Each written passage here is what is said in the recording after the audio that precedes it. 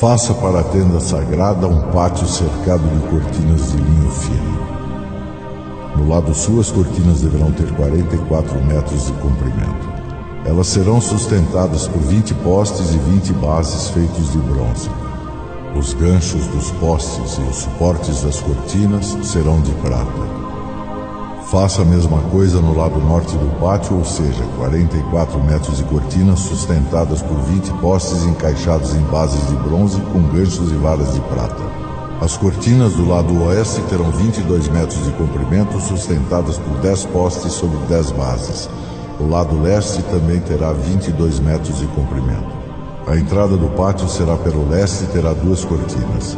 A cortina do lado direito terá 6,60 metros de comprimento, sustentada por 3 postes encaixados em 3 bases. A cortina do lado esquerdo também terá 6,60 metros de comprimento, sustentada por 3 postes encaixados em 3 bases. Na entrada do pátio haverá uma cortina de 8,80 metros de comprimento. Faça essa cortina de tecido feito de linho fino e de fios de lã azul, púrpura e vermelha enfeitada com bordados. A cortina será sustentada por 4 postes e 4 bases. Todos os postes em volta do pátio deverão ser unidos por suportes de prata. Os seus ganchos serão de prata e as suas bases serão de bronze. O pátio inteiro terá 44 metros de comprimento por 22 de largura. A altura das cortinas será de 2,20 metros. As cortinas serão de linho fino e as bases de bronze. Todos os objetos usados no serviço da tenda, incluindo as estacas que sustentam a tenda e as estacas das cortinas do pátio, serão de bronze. A leitura diária desta segunda-feira de 17 de setembro tem a sua fundamentação na lição 13 do próximo domingo, que tem como assunto as orações dos santos no altar de ouro. As leituras diárias são as seguintes. Segunda-feira vai abordar sobre o lugar santo. A terça-feira sobre o altar do incenso. Na quarta-feira, o incenso contínuo. Na quinta, a cerimônia do incenso. Na sexta, a oração perfeita. E no sábado, o incenso é a oração dos santos.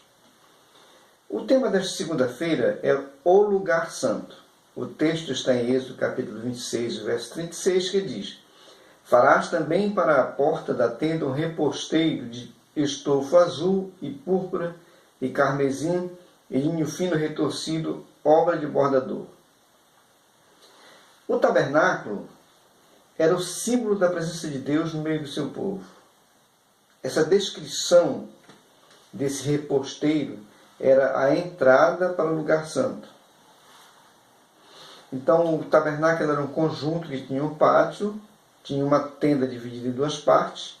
A primeira parte era o lugar santo e a segunda parte era o lugar chamado Santo dos Santos.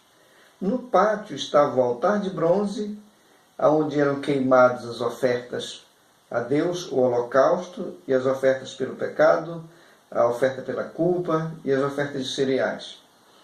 Depois do altar de bronze, tinha a bacia, onde eram feitas as purificações. Só depois dessa limpeza, que representa a nossa santificação, o altar de bronze representa a nossa conversão, a nossa regeneração. A bacia de água representa a nossa santificação, para poder entrar no lugar santo, que é o lugar da adoração.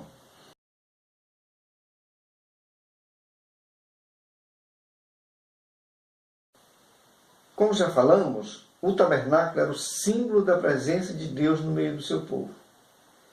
Ele ficava cercado por todas as tribos de Israel, e ele no centro. Cada tribo em sua posição, e ele no centro. Era lá que o Kabod, a glória de Deus, se manifestava. Êxodo 40, verso 38 diz: De dia a nuvem do Senhor repousava sobre o tabernáculo, e de noite havia fogo nela, à vista de toda a casa de Israel em todas as suas jornadas. Então, era nesse lugar, no tabernáculo, que a presença de Deus se manifestava. Então ele era um símbolo da presença de Deus no meio do seu povo.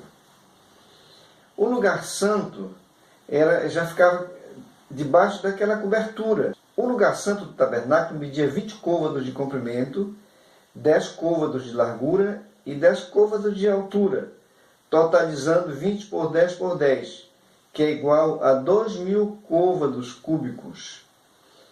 Então, de acordo com essa reflexão, esse comentário, os 2.000 côvados cúbicos do lugar santo são proféticos dos cerca de 2.000 anos da dispensação da Igreja ou da dispensação do Espírito Santo na Nova Aliança, que teve início com a morte, sepultamento, ressurreição e a ascensão e glorificação do próprio Senhor Jesus e o derramamento do Espírito Santo no Pentecostes. Então, esse comentarista vê nesse ambiente esse tipo, essa tipificação, essa simbologia do tempo que nós estamos vivendo da dispensação da Igreja. No lugar santo, o candelabro é uma representação simbólica de Deus, que é luz. Também ele é representado na mesa dos pães asmos como a nossa provisão. E é representado na mesa do incenso como o Salvador, no caso Jesus, que intercede por nós nos céus. Vejam que o altar do incenso ficava na frente da cortina onde estava a arca, que ali Deus se manifestava. Era o símbolo da presença de Deus. Mas antes havia o altar de incenso. O sacerdote não podia ter nenhum acesso ao lugar santíssimo sem antes passar pelo altar do incenso. Então esse incenso aí, esse altar do incenso, é símbolo do nosso Salvador que intercede por nós diante de Deus. Ele era fabricado de madeira de acácia, simbolizando a natureza humana de Jesus, mas ele era todo revestido de ouro, representando a natureza divina de Jesus. Também esse altar ele tinha 4 pontas, ou 4 chifres. Chifre é sinônimo de poder. E nós vemos nisso também o poder da oração. Tanto a oração de Jesus por nós, como a nossa oração a Deus em favor de nós mesmos e dos nossos semelhantes. Pense nisso e tenha uma ótima segunda-feira na paz do Senhor.